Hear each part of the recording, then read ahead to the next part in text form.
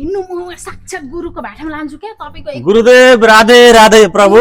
हजुर हजुर नमस्ते, राधे राधे राधे राधे। गुरुदेव म त साह्रै नै तनाव भएर म मेरो तनावलाई पर राख्नको लागि हजुर सामु आएको।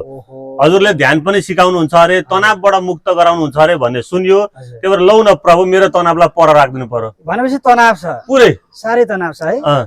तनाव टाढा राख्नका लागि मसँग उपाय छ। कस्तो उपाय गुरुदेव? लु झट्टै झट्टै।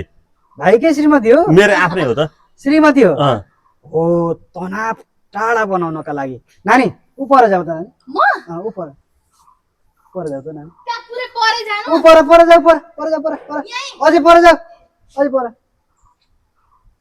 तनाव टाढा राख्नका लागि नि यही काम गर्नुपर्छ। गुरुदेव कसरी थाहा पाउनुभयो? हजुर त अन्तर्यामी हुँदो रहेछ गुरुदेव, कसरी थाहा पाउनुभयो मेरो तनाव यही हो भन्ने कुरा? मेरो पनि त्यस्तै छ, तनाव छ।